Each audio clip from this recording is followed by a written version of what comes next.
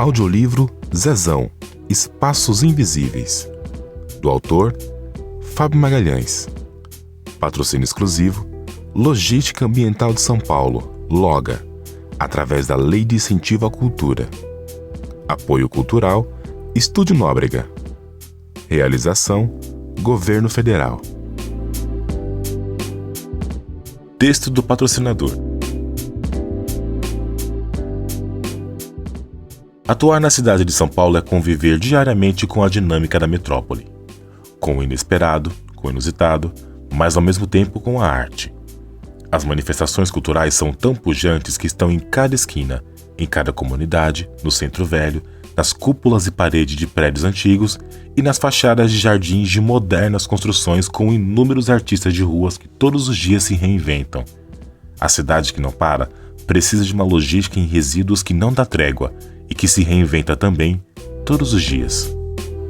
A coleta da região noroeste do maior centro urbano da América Latina é um serviço importante e essencial. A LOGA faz do lixo uma arte diária na coleta de 25 mil vias públicas, abrangendo 770 bairros, atendendo a 1,6 milhão de residências no município de São Paulo. Há 15 anos, prestando serviços à Prefeitura de São Paulo a partir da coleta, transporte, tratamento e destinação final de resíduos domiciliares e de serviços à saúde. A LOGA busca atender a Política Nacional de Resíduos Sólidos. A cada ano, a empresa inova e se profissionaliza com qualidade, com o compromisso de poder contribuir com o bem-estar, com a segurança e com a qualidade de vida da população e de seus colaboradores.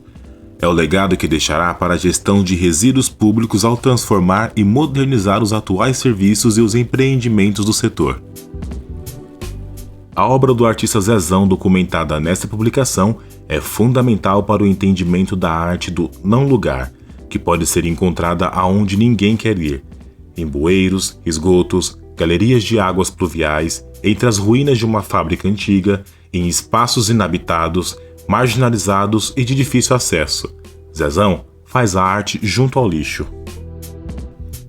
A publicação Zezão apresenta a arte ressignificada em locais que causam estranheza, ao mesmo tempo em que estabelece uma troca com essas escolhas, e isso faz sua obra ser tão especial.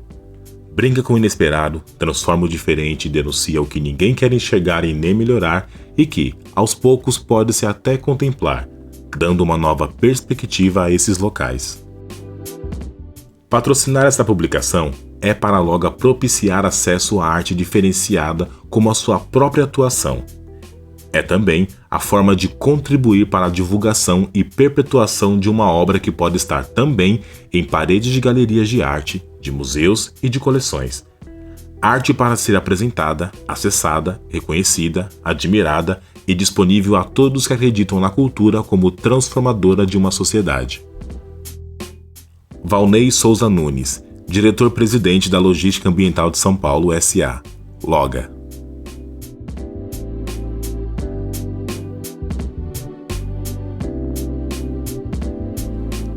Espaços Invisíveis, do autor Fábio Magalhães.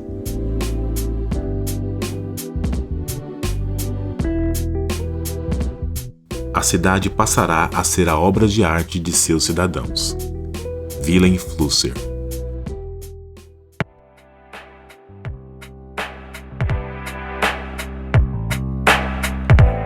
Um artista transgressor. Solitário, Zezão caminha próximo da linha ferroviária entre as ruínas de uma antiga fábrica localizada no bairro de Campos Elíseos, região oeste da cidade de São Paulo e próximo da zona conhecida como Cracolândia. O local, em total abandono e deterioração urbana, despertará sua curiosidade e resolve adentrá-lo para grafitar. Nessa incursão, realizada em 1998, o artista José Augusto Amaro Randa, ex-motoboy e ex-skatista, mais conhecido como Zezão, deu um salto radical na sua linguagem de grafiteiro e passou a realizar intervenções abstratas em espaços totalmente marginalizados, inabitados ou de difícil acesso e em locais frequentados por drogados e moradores de rua na cidade de São Paulo. Essa experiência no Moinho Central, conforme nos revelou o artista, abriu caminho para uma relação inédita de intervenção plástica na cidade que transformou a sua linguagem. Essa mudança se deu sob influência de Jean-Michel Basquiat, 1960-1988. Depois de assistir ao filme de Julian Schnabel, Basquiat, Traços de uma Vida, 1996. "Estou livre!", exclamou. A partir de então, um novo horizonte se abria para o seu trabalho. Basquiat exerce forte impacto no seu grafite e na sua atitude como artista. Zezão realizou ao longo dos anos várias incursões no Moinho Central, espaço hoje ocupado pela favela do Moinho, assim chamada devido à existência do monumental esqueleto dos silos do Moinho Central, uma edificação vertical que ali funcionava e que assombrava o local até o incêndio ocorrido em 2015, que destruiu metade da favela. Foi a partir da experiência nesse local que o artista privilegiou uma nova atitude frente à cidade. Abre aspas. "Senti intensa preocupação de levar a arte para espaços arruinados, marginalizados, frequentado por favelados, por moradores de rua e por drogados. Lugares de forte expressão simbólica, habitados por excluídos da cidade e da cidadania." Fecha aspas. Veja bem, o espaço arruinado traz em si mesmo uma representação de tempo social e de entropia. Revela a transformação de espaço dinâmico, estruturado e carregado de energia, no passado, em espaço desagregado, de desordem e de disfunção urbana, no presente. Portanto, um espaço banido da dinâmica da cidade e marginalizado do tempo urbano. Os usos e os tempos urbanos agregam significados na obra de Zezão. Cada obra, cada incursão sua, representa uma nova experiência que revitaliza, que traz um brilho de vida e confere novos conteúdos aos lugares arruinados. Ao realizar os seus grafites nesses espaços marginalizados, o artista interage com moradores locais, ou seja, o grafiteiro e seu grafite são ambos personagens que habitam e se estabelecem naqueles espaços de modos tão precários quanto os dos seus habitantes. Abre aspas. "Atuo sempre com preocupação social." Fecha aspas. Afirma o artista e cita como exemplo as inúmeras jornadas para realizar os seus grafites na Cracolândia, zona da droga, do convívio de traficantes, de dependentes de moradores de rua, situada na região central de São Paulo. Vale destacar outros experimentos seus de grande relevância, realizados de modo inusitado e radical. Grafitou lugares inóspitos como o córrego Cabuço de Baixo, canalizado sobre a Avenida Inajar de Souza na freguesia do Ó, zona norte de São Paulo, e que deságua no rio Tietê. Devido a essas práticas, ficou conhecido entre seus companheiros pelo apelido de Come Lixo, por privilegiar as paredes das redes coletoras de esgoto e de águas pluviais, e pelo fato de frequentar locais degradados onde o lixo se acumula. São esses os espaços que o artista deu prioridade para desenvolver a sua estética transgressora e marginal. Os lugares abandonados, deteriorados, nada acolhedores, afugentam transeuntes. Portanto, são lugares indevassados e intransponíveis. Zezão foi um pioneiro nessas incursões, mas para ele, esses lugares eram protegidos, longe da repressão e do olhar da polícia. Vale lembrar que naqueles anos, o grafite era fortemente combatido pela polícia, considerado um delito que degradava e afrontava o espaço urbano, que conspurcava a propriedade privada. Contudo, os grafiteiros resistiram à repressão, atuaram na contramão das leis municipais, da crítica e da opinião vigente, e produziram uma expressão artística que revitalizou a imagem da cidade e trouxe ao espaço público uma nova poética visual, rica e diversificada. No Brasil, os grafites não eram consumidos como arte, e por conseguinte, os grafiteiros viviam afastados do chamado mundo cultural. Eram desconsiderados pelo mercado de arte e ignorados pelo circuito artístico de museus e das instituições voltadas para a arte e cultura. O noticiário jornalístico acusava os pichadores e grafiteiros de serem vândalos. Eram apresentados como destruidores do espaço público e da paisagem urbana. Assim sendo, eram referidos pela imprensa nas páginas policiais e não nos cadernos culturais. Zezão ampliou de modo inusitado e radical a geografia urbana do grafite, intensificando os aspectos marginal e transgressor da sua atitude de artista. levou sua expressão a lugares inimagináveis. Grafitou espaços absolutamente inóspitos ao convívio e, portanto, totalmente afastados do nosso olhar, nos subterrâneos da cidade. O grafite oculto nas galerias de esgoto e de águas pluviais parecem transbordar e emergir pelas bocas dos bueiros em plena via pública. É importante ressaltar que seus grafites de bueiros, na superfície, em plena via pública, são trabalhos independentes em relação àqueles realizados nas galerias pluviais. Não obstante, insinuam um relacionamento entre o verso e o anverso dos espaços da cidade. Ou seja, a imagem que se revela na superfície sugere a existência de imagens que se ocultam, que pulsam submersas nas entranhas da cidade. Ou ainda, como canta Caetano Veloso no seu belíssimo poema Sampa, aprende depressa a chamar-te de realidade, porque és o avesso do avesso do avesso.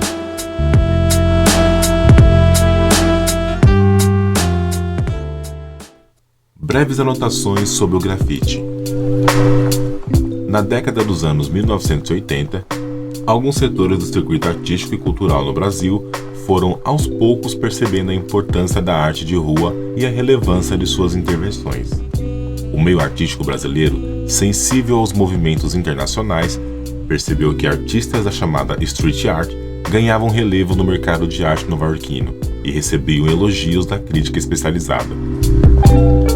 Artistas como Keith Haring, 1958-1990, e Jean-Michel Basquiat tornaram-se personagens de grande destaque no cenário artístico mundial. Hoje, ambos são referências inescapáveis para a compreensão da vanguarda artística dos anos de 1980. Influenciado pela dinâmica cultural de Nova York nos anos de 1970 e pela força que o grafite já desempenhava na Europa, notoriamente em Berlim, o circuito de arte brasileiro, com seus museus e galerias, foi aos poucos voltando a atenção para a arte de rua. Não obstante, o processo de inclusão da street art no contexto do mercado de arte brasileiro se deu lentamente, ao longo da década de 1980, principalmente no eixo Rio-São Paulo. Vale mencionar que a primeira exposição de um artista de rua em museu brasileiro ocorreu na mostra Interferência Urbana, de Alex Valauri, realizada na Pinacoteca do Estado de São Paulo em 1981. O Museu de Arte Contemporânea da Universidade de São Paulo foi o primeiro museu no Brasil que incorporou uma obra voltada ao grafite no seu acervo, em 1983. A obra de grande formato foi realizada no pavilhão da Bienal pelo grafiteiro norte-americano Kenny Scharf, convidado por Walter Zanini para participar da 17ª Bienal de São Paulo. Na Bienal seguinte, Alex Valauri, um dos pioneiros do grafite no Brasil, foi convidado pela curadora Sheila Leiner para produzir uma grande instalação, Festa na Casa da Rainha do Frango Assado. Outros dois mestres da primeira geração do grafite também estavam presentes na 18ª Bienal, Carlos Matuque e Valdemar Zeider. Aos poucos, foram surgindo na cidade galerias de artes voltadas para o grafite, o lambe-lambe, o stencil e outras expressões de arte de rua. Na década posterior, em 1996, houve uma febre Basquiat, quando 7 telas do artista foram apresentadas no núcleo histórico da 23ª Bienal, e ao mesmo tempo, a Galeria Luiz Estrina expunha seus desenhos. 2 anos depois, a Pinacoteca do Estado de São Paulo, na gestão de Manuel Araújo, organizou no pavilhão de Ibirapuera uma grande mostra do artista, com 100 desenhos e 30 pinturas. A grande repercussão da obra de Basquiat colaborou para o ingresso da arte de rua no circuito cultural brasileiro e arrebatou Zezão para dar um salto revolucionário na sua expressão plástica. Hoje, a relação dos artistas de rua com o espaço urbano é considerada por muitos uma tendência rumo ao novo conceito de cidade que se expressa dentro de uma espécie de galáxia de linguagens no mundo de informações conectadas.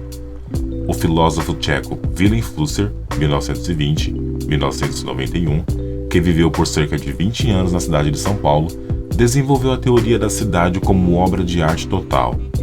Nela, o filósofo imagina uma sociedade cibernética onde tudo é artificial e na qual a humanidade constrói suas obras máximas, que são as suas próprias cidades.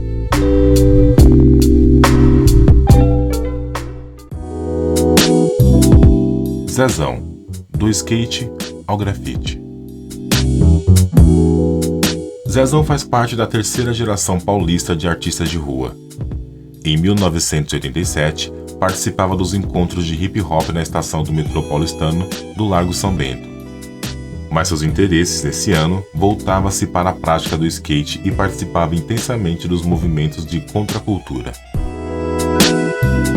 O movimento hip hop chegara em São Paulo em 1983, quando jovens da periferia se reuniam espontaneamente no centro da cidade, na rua 24 de Maio, em frente à atual Galeria do Rock, para ouvir funk e dançar break. Esse local, até hoje frequentado por adeptos do movimento da contracultura, foi o berço do movimento hip hop na cidade. Passados 2 anos, o ponto de encontro se transferiu para o Largo São Bento e já atraía um público numeroso de jovens, muitas vezes reprimido com violência policial. Aos 24 anos, Zezão teve um acidente que lhe causou problemas no joelho e, em decorrência, foi obrigado a interromper a prática do skate, que até então era o centro de suas atenções. Convém destacar que há uma estreita relação da prática do skate com o movimento hip hop, e podemos inclusive relacionar os movimentos do skate no asfalto com os traços ondulados das tags grafitadas nos muros da cidade. É bom lembrar que o grafite, na sua origem, está intimamente conectado com o movimento hip hop. Forçado a afastar-se do skate em 1995, começou a grafitar muros. Trabalhava como motoboy e se reunia com amigos para excursões de grafitagens. Seus primeiros grafites apresentavam a palavra Zezão, e para pintá-la com a tinta spray nas paredes, desenvolveu uma caligrafia pessoal e criou a sua marca. Entretanto, durante todo o período inicial, seu grafite seguia o jargão dos modelos consagrados internacionalmente dos Bubbles Graffiti, ou apenas Bubbles, oriundos dos bairros periféricos de Nova York. A criação de um alfabeto próprio era indispensável e, de certo modo, obrigatório ao pichador e ao grafiteiro, pois o modo de escrever e de conceber as letras representavam a individualidade do artista, a sua carteira de identidade. As letras eram concebidas respeitando a sequência fonética, com contornos e sombreamentos bem demarcados para sugerir relevo, dinâmica e volumetria. Zezão utilizava cores fortes e vibrantes. Nesse período inicial, conheceu os grafiteiros do Cambuci, bairro distante do Brás, onde morava. Grafitou com os Gêmeos, Nina, Vitia, entre outros que já se destacavam com suas poéticas urbanas entre os grafiteiros da cidade. Realizou grafite no famoso Beco do Batman, na Vila Madalena, outro bairro de grande incidência de pichações e grafites na cidade de São Paulo. Produziu também grandes painéis. O mural na Avenida Sumaré, diante do Instituto Goethe. Pouco depois, junto com sua gangue, grafitou PIF, pintores infratores ferroviários, nos vagões de trens e de metrô. Devido ao caráter efêmero da arte de rua, esses trabalhos citados não existem mais, e para preservar a memória de suas ações, o artista desenvolveu o ofício de fotógrafo, que cresceu com o tempo e tornou-se expressão artística em si mesma, até mesmo desvinculada do grafite. Inicialmente, as fotos tinham intenção de registro, de memória. Tratava-se apenas de fotografia de preocupação documental. Mas com o tempo, a fotografia se tornou uma manifestação estética na obra de Zezão, e sua importância cresceu, indo muito além da função documental. Algumas experiências partem da fotografia como suporte para serem retrabalhadas. Já em outras, a fotografia não faz referência ao grafite, mas se expressa como linguagem plástica em si mesma. Além da fotografia, Zezão explorou o vídeo, que enriqueceu ainda mais o registro e a narrativa de suas incursões pelo subterrâneo da cidade. Consciente da efemeridade do grafite, o artista revisita constantemente determinados trabalhos para refazê-los, sobretudo aqueles que estão mais expostos à destruição pelos efeitos da natureza, da poluição ou das ações do poder municipal. 2 exemplos desses restauros mostram que na verdade se tratam de releituras, como mostram suas reiteradas visitas aos trabalhos realizados na calha do Rio Tietê, com novas interferências e ao mesmo tempo com novos registros fotográficos sobre o modo de como as suas obras se comportam com as enchentes e vazantes do rio. Anualmente, na estação das chuvas, a obra é parcial ou totalmente coberta pela água. Outro exemplo é o amplo grafite no muro próximo à Estação da Luz, continuamente destruído pela prefeitura e repintado pelo artista.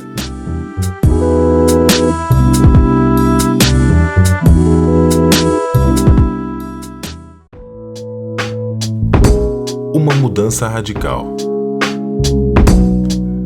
No final dos anos de 1990, o artista promoveu a um só tempo uma mudança radical na sua linguagem e na maneira de se relacionar com a cidade. Nessa nova fase, trabalhou um período em companhia do grafiteiro Boleta, Daniel Medeiros. Depois, deixou de grafitar em grupo e passou a realizar suas incursões solitárias por territórios e lugares nunca antes navegados, como costuma contar. A partir da experiência já mencionada na favela do Moinho, o artista desenvolveu de modo surpreendente e repentino novos códigos e novos conteúdos. Não foi um processo que ocorreu através de modo progressivo e de sucessivas e constantes transformações de linguagem. Foi uma ruptura que aconteceu de supetão, uma fratura de linguagem, um salto no abismo. O motor dessa descontinuidade foi a adoção de outra maneira de olhar e de se relacionar com o espaço da cidade, ambas inusitadas. Embrenhou-se por territórios ocultos da cidade como um invasor. Meteu-se nas entranhas sujas dos esgotos da urbe, jamais visitadas por um artista. Enveredou-se por lugares intransitáveis e estabeleceu uma nova atitude absolutamente insólita e virgem de intervenção artística na cidade. Um verdadeiro curto-circuito de linguagem na arte de rua. Não bastava provocar uma quebra na sua linguagem ou alterar certos procedimentos. Era necessário romper o ovo, quebrar a casca e começar de novo.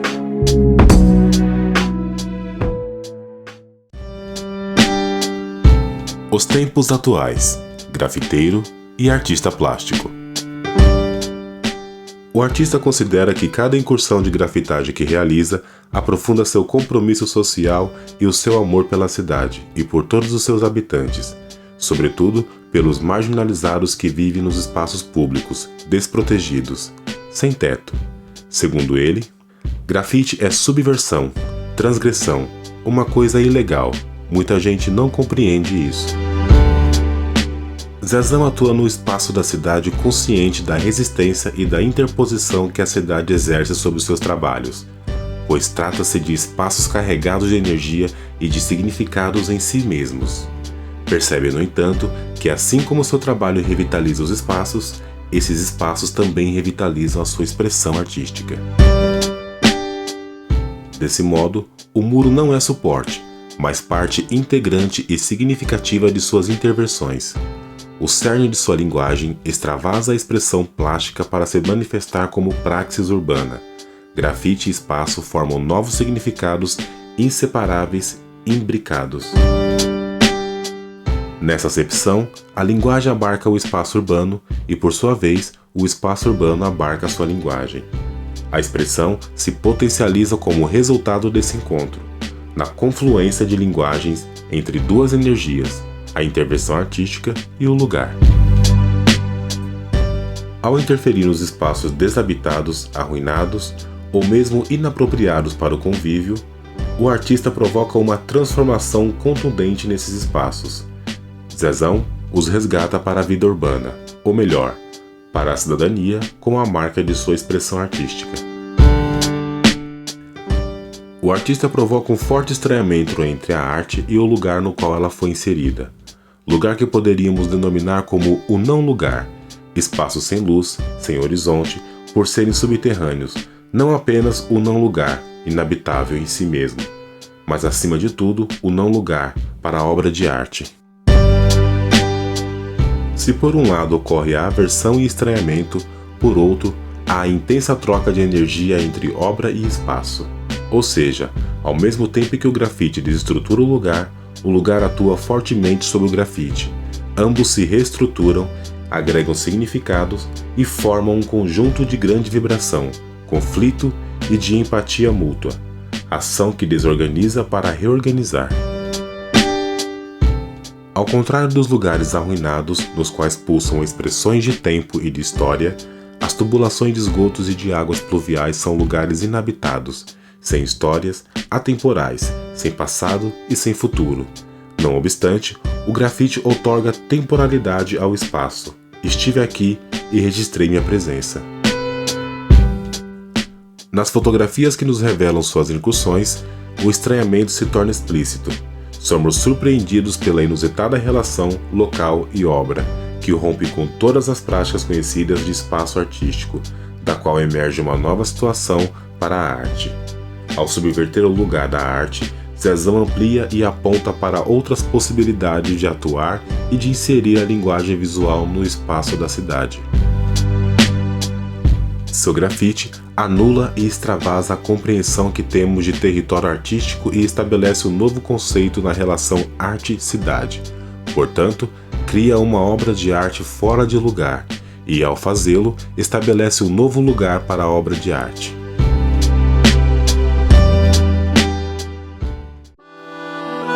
Vício. A partir da experiência no Moinho Central, Zezão inseriu nos seus grafites a palavra vício. Entretanto, essas letras permanecem encobertas, ocultas, como ossos que estruturam nossos corpos. Nos seus grafites, o artista camufla a palavra e não privilegia a leitura das letras. Procura com isso dar ênfase às linhas e aos planos de cor que se organizam em busca de outras referências, todas elas visuais alheias à fonética. Apesar de eclipsado e encoberto, o código formal das letras está representado e se articula no conjunto do grafite, ou seja, as letras sobrevivem no desenvolvimento de retas e de curvas, alternadas ou sucessivas. Apesar da dificuldade da leitura, resistem como letras. O grafite acentua a percepção das linhas e promove uma transmutação do texto em imagem. O ângulo da letra V, a reta do I, a curva do C, o círculo do O. As formas atuam como ondas que se expandem e reverberam no espaço. Essas imagens adotadas por Zezão representam formas dinâmicas e contrastantes que se propagam. Sua linguagem é irrequieta, invasora e de grande vitalidade. O artista produz subsequentes alterações de ritmo e de percurso linear na sua grafia. Nessas alterações de percurso, predominam as formas sinuosas que sugerem movimentos contínuos, permanentes, sem repouso. Há também interrupções angulosas, fraturas. O artista constrói contornos bem definidos que fortalecem as ondulações das linhas e revigora os percursos das formas e seus rebatimentos. Os traços de azul intenso reforçam contrastes entre curvas e retas. Zezão emprega apenas duas variações tonais de azul. Aplica maior densidade para os contornos e menor densidade para os espaços contidos. Segundo o relato do artista, essas duas tonalidades de azul foram padronizadas entre os anos de 2001 e 2002 e são mantidas na atualidade. As formas azuis são, ao mesmo tempo, e de modo inescapável, metáforas de água, origem e fonte de vida em nosso planeta. Zezão pinta formas azuis em lugares poluídos, contaminados pelo lixo e pelo esgoto. Nesses ambientes, as poderosas formas azuis deixadas pelo artista provocam nossa reflexão sobre as questões do meio ambiente. Denunciam o excesso de consumo, lixo, e o descaso diúrbico com a natureza, poluição, especificamente nos modos predatórios da sociedade com os rios e veios d'água que sobrevivem na trama da cidade. O artista levou sua preocupação ambiental nas incursões que realizou em diversas cidades europeias. Além de ter recebido os elogios da crítica de arte, a obra de Zezão teve ampla repercussão nos meios de preservação ambiental, por chamar a atenção às questões de contaminação e deterioração ambiental de uma sociedade que produz cada vez mais lixo. Nesses murais, Zezão desenvolveu vastas composições de intensa variações cromática. As cores atuam como fontes luminosas que se agrupam e se separam em ritmos diferenciados. A dinâmica das cores e da tonalidade sugerem espaços que se expandem nas suas relações. O espaço se transforma em galáxia. As cores vibram e se relacionam em movimentos harmônicos. A dinâmica do conjunto parece respeitar uma coreografia e seguir determinados ordenamentos no espaço bailarino. Algumas formas se destacam das demais, ganham protagonismo e parecem mais próximas, mais vibrantes. Outras, em tons frios, se distanciam e se expressam num tom mais baixo, ainda assim audível. Em 2003, Zezão participou da realização coletiva de um painel na parte externa do MAC USP, Museu de Arte Contemporânea da Universidade de São Paulo, no Parque Ibirapuera. No ano seguinte, foi convidado por Mariana Martins para participar de uma exposição coletiva na Galeria Choque Cultural, em São Paulo. E em 2005, realizou sua primeira exposição individual na mesma galeria, intitulada Subterrâneos. Desse modo, Zezão ingressou no circuito das artes plásticas e a partir de então, tudo ocorreu velozmente. Em pouco tempo, sua arte emergiu no mercado. É importante explicitar que o artista manteve sua linguagem de rua, mas para ocupar as paredes das galerias e ingressar no mercado, foi necessário produzir sua arte sobre um suporte autônomo, quer dizer, sem relação direta com os muros da cidade. Evidentemente, essa produção traz seu forte espírito da arte de rua. Mesmo nos espaços expositivos, sua arte expressa as experiências e as metáforas de suas intervenções urbanas. Por outro lado, é notória a mudança para o espaço privado do circuito de arte, e em razão disso, um distanciamento do espaço da cidade. Em 2007, realizou sua primeira exposição em Nova York, na Jonathan Levine Gallery, no Chelsea, em Manhattan. Lá, expôs obras com forte referência de street art e utilizou novos conceitos visuais na ocupação dos espaços internos da galeria, para os quais criou esquemas gráficos e desenvolveu poéticas de água e de nuvens. Ao mesmo tempo, aproveitou sua presença na cidade para grafitar as ruas e os muros de Nova York. Menos de uma década após a sua primeira exposição individual na Galeria Choque Cultural, Zezão tornou-se um nome relevante no panorama internacional das artes. Hoje, Zezão é considerado um dos artistas mais instigantes e admirados da contemporaneidade, e seu grafite está presente em grandes cidades e em diversos continentes.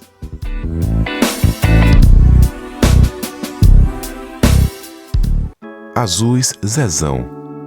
Texto: Thaís Rivite. Há muitas formas interessantes de se olhar o trabalho do Zezão a partir das discussões feitas no interior do campo da arte, inclusas aí as disciplinas da história, da teoria da arte e a prática da crítica proprietariamente dita. Optei por comentar nesse texto a parte que me parece mais potente do trabalho de Zezão, o conjunto de pinturas azuis que o artista vem fazendo há mais de 2 décadas nos muros da cidade de São Paulo. São pinturas frequentemente realizadas em subterrâneos e locais de pouco acesso, mas que dão pistas de sua presença, pois extravasam pela tampa dos bueiros e se mostram naquele intervalo imperceptível onde a rede de esgoto encontra o rio Tietê. Espalhadas por diversos lugares da cidade, elas formam um conjunto enorme e sempre em transformação. Enquanto algumas desaparecem, outras novas surgem e outras ainda são refeitas, num trabalho in progress, de proporções espaço-temporal gigantescas, como a metrópole. Desde que, é claro, tomemos o trabalho do artista como um conjunto possível de ser analisado por essas matérias. Digo isso, pois sabemos que há quem julgue que o grafite urbano é outra coisa e não arte. Essa talvez seja a primeira armadilha que o trabalho do Zezão tem que enfrentar quando posto para debate público. Podemos chamar tal visão excludente de preconceituosa ou elitista, suspeitando que haja aí um certo julgamento de classe sobre o que é arte. Poderíamos chamá-la de ortodoxa ou tradicionalista, visto que é apegada a uma visão fixa e pré-estabelecida acerca da definição de arte, as linguagens e categorias que ela compreende. Podemos ainda pensar que há pessoas que acham que os sentidos da palavra arte, embora sejam insuficientes para dar conta do trabalho de Zezão, este estaria de um modo ou de outro para além dos contornos da arte. Tomemos suas pinturas espalhadas pela cidade de São Paulo, mais especificamente suas pinturas azuis, feitas diretamente nos muros com tinta látex ou spray. São, como o próprio artista as define, abstratas. Normalmente, apresentam uma linha horizontal estruturante.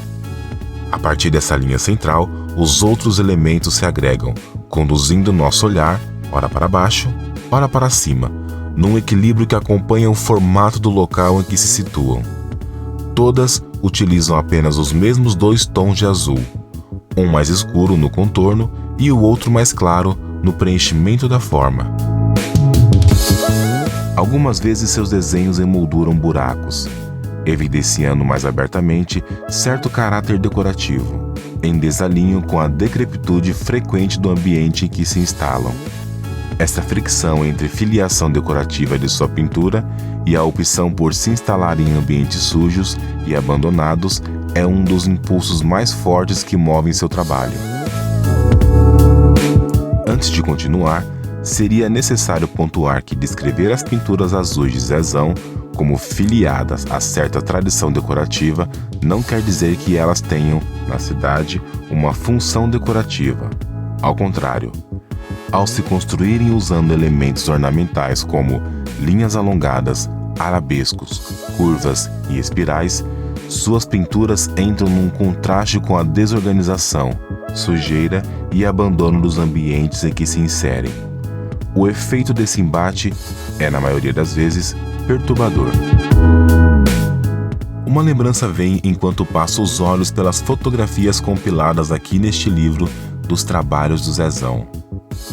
São os cartazes feitos por Alphonse Mouchin, 1860-1939, artista tcheco que viveu em Paris durante o período do Art Nouveau. Pintor, artista gráfico e ilustrador, Mouchin desenvolveu cartazes para os espetáculos de teatro e também peças publicitárias para marcas de cigarro, chocolate, biscoitos, sabonetes, além de sua ambiciosa série de pinturas sobre a história do povo eslavo. Se observarmos o tratamento dado a algumas formas em suas pinturas, como por exemplo, o cabelo de alguma das mulheres retratada nesses cartazes e anúncios, lembraremos da pintura de Zezão.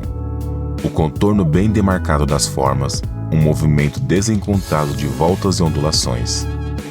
A lembrança de Mouchin e, consequentemente, do estilo Art Nouveau, esse movimento artístico que questionava ainda no final do século XIX a diferença entre as artes aplicadas e as belas artes, não parece ser casual. De certa forma, o trabalho do Zezão e de alguns outros que trabalham com grafite incitam uma reflexão análoga sobre hierarquia e valores no sistema da arte. Nesse sentido, é curioso observar como Zezão refere-se a seus trabalhos mais portáteis, exibidos em galerias e espaços expositivos de diversos países, a quem tem se dedicado, paralelamente, às pinturas e murais azuis. Ele o chama de fine art.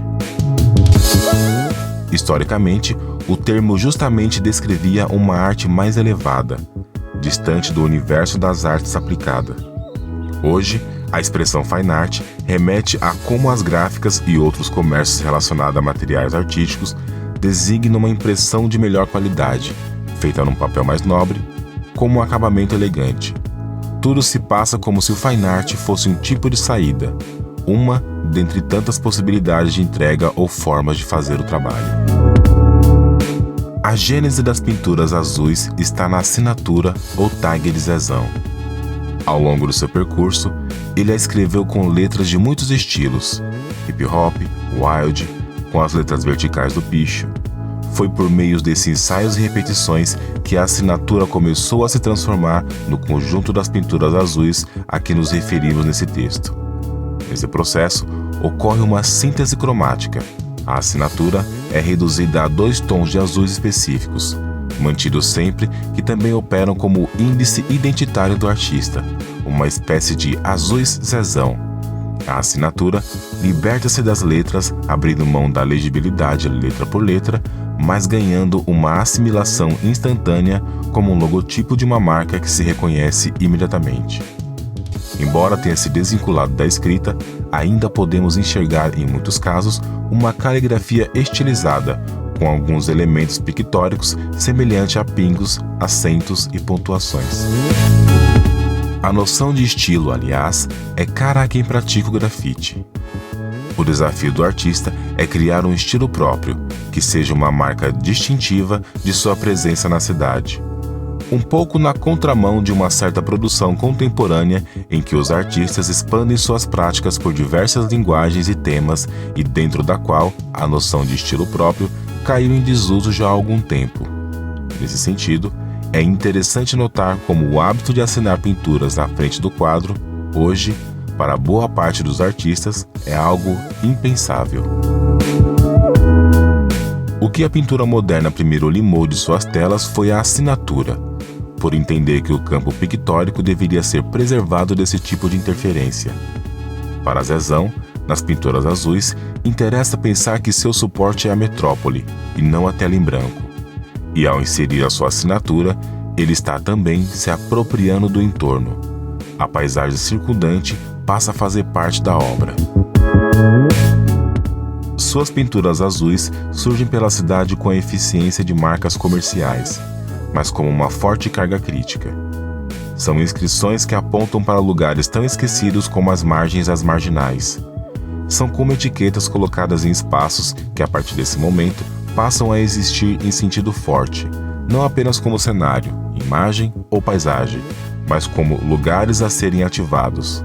Inscrições que distinguem e individualizam áreas apagadas e fora do nosso campo de visão.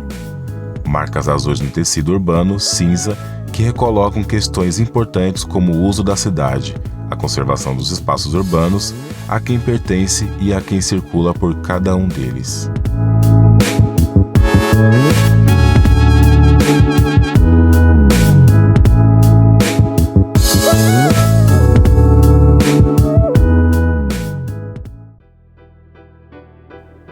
Ficha técnica do livro impresso.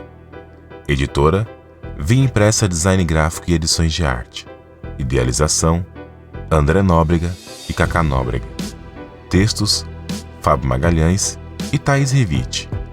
Projeto cultural: Carlos Magno Bonfim. Projeto gráfico e editoração: Paulo Otávio.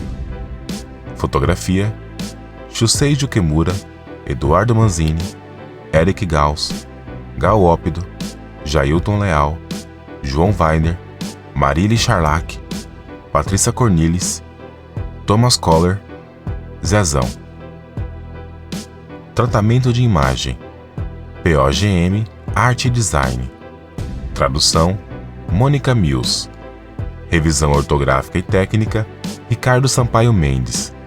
Assessoria de comunicação: Simone Amaro Randa. Assessoria contábil e jurídica: Informa Contabilidade, Consultoria e Assessoria. Impressão: Mais Type.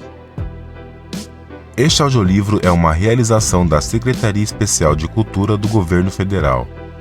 Pronac 19-10-49. Produção: Via Impressa Design Gráfico e Edições de Arte. Roteiro e coordenação: Carlos Magno Bonfim. Textos críticos: Fábio Magalhães e Thaís Revite. Narração: Jailton Leal. Som, edição e finalização: Chasley Araújo Bastos. São Paulo, 2021.